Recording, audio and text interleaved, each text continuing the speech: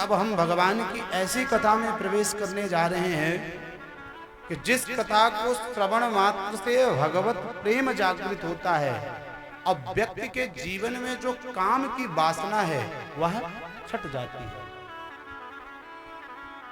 कौन सा प्रसंग?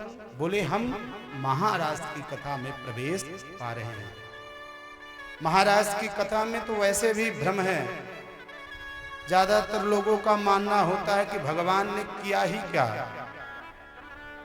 गोपियों के संग नाचा ही तो है, इससे ज्यादा किया क्या है। पर ऐसी बात नहीं है। भगवान की जो ये रास की कथा है बड़ी ही निर्मल है। यदि इसको हृदय में व्यक्ति हृदयंगम करता है, ऐसे भली भांति समझ लेता है, तो उसके जीवन से जो है तो काम रूपी बीज जो है तो निकल जाता है। रास है क्या? रास को हम तभी समझ सकते हैं जब हम भगवान की कथा को समझें। भगवान की कथा को समझने का मतलब क्या है कि जिस ग्रंथ की कथा को हम सुनने के लिए बैठे हैं, तो उस ग्रंथ की कथा का अभिप्राय क्या है, ये ग्रंथ है क्या, ये जानना परम आवश्यक है बात सही ना? किस किस को लगता है? किससे? प्रेम से बोलो राधे। तो महाराज में प्रवेश करने से पूर्व जीव को जो है तो पहले ये जानना पड़ेगा कि ये भागवत कथा क्या है और ये भागवत कथा करती क्या है।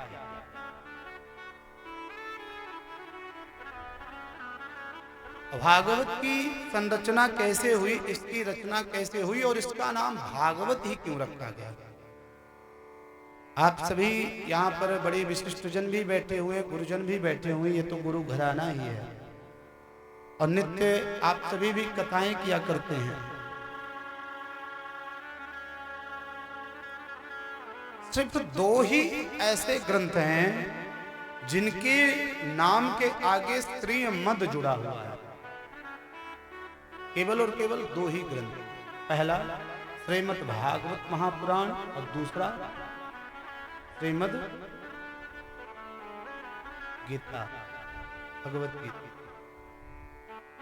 वाल्मीकि रामायण के अंत में भी आया है श्रीमद् शब्द, लेकिन वस्तुतः जो है तो भगवत गीता और भागवत महापुराण में श्रीमद् का प्रयोजन प्रयुक्त होता है। ये श्री क्या है, ये मद क्या है, ये भा क्या है, ये गा क्या है, ये वा क्या है, ये ता क्या है, ये जीव को जानना परम आवश्यक है।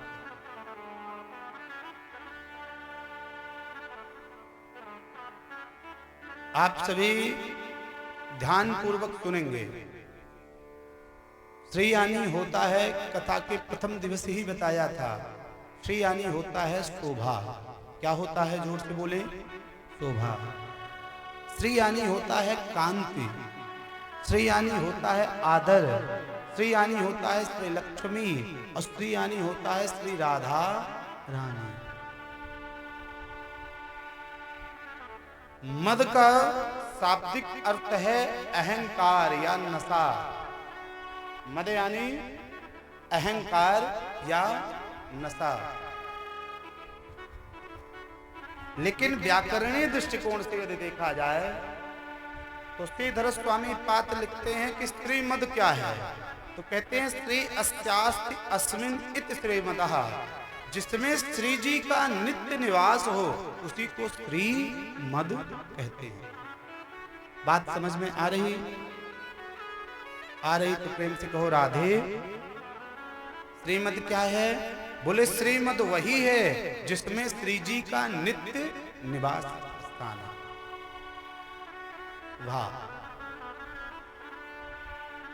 भकारो भक्ति रूपस्य, ये जो भा शब्द है हम सबके जीवन में जो है तो भक्ति के बीज को जो है तो पुष्ट करता है। भागवत का प्रथम सोपान क्या है?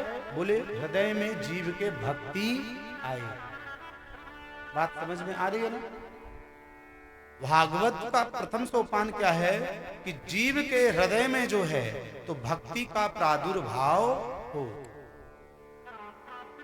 और जब जीव भक्ति पूर्ण जीवन जीता है, धर्म युक्त जीवन जीता है, तो महाराज गतारो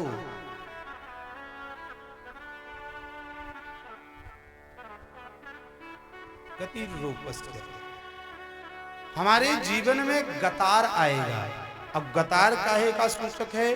बोले गतार जो है तो हमारे जीवन में गति प्रदान करता है। गतारो गति रूपस्य, अर्थात गत जो है, गा जो है, हमारे जीवन को गति देता है।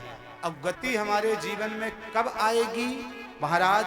जब हम भक्ति को अपने हृदय में तो धारण करेंगे, लेकिन भक्ति को धारण कैसे करना है और उसका महाराज किस प्रकार से सेवन करना है, कब होगा? जब हमारे भीतर ज्ञान होगा। जब ज्ञान हमारे भीतर होगा तब हम अपने जीवन को गति प्रदान कर सकते हैं। तीसरा कौन सा है?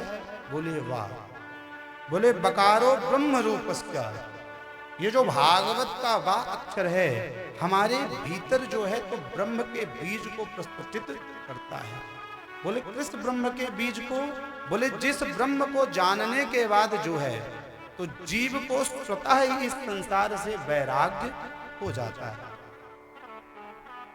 और अंत में बोले तकारो तत्वदर्शिका है, जब आपके भीतर भक्ति का सृजन होगा, आपके भीतर ज्ञान का सृजन होगा, आपके भीतर वैराग्य का सृजन होगा, तो ये जो तकार शब्द है ये हमारे जीवन को जो है उस तत्वमसी का बोध कराएगा, जिस तत्व का एक बार जीव को यदि साक्षात्कार हुआ तो दोबारा इस धराधाम पर लौट करके आने की आवश्यकता जीव को पड़ती नहीं।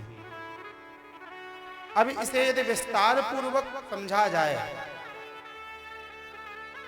तो ऐसा सद्ग्रंथ जिसमें श्री जी का नित्य निवास हो, जो हमारे जीवन में भक्ति ला करके हमारे जीवन को ज्ञान पूर्ण बना करके हमारे जीवन को गति प्रदान करे। अब कैसी गति? जो ब्रह्म का साक्षात्कार कराए और उस साक्षात्कार से व्यक्ति जो है तो इस धराधाम से, इस भवाटवी से अपने आप को पार कर ले जाए, उसी का नाम हमारे यहाँ श्रीमद् भागवत रखा गया। बोल श्रीमद् भागवत महापुराण की जय हो।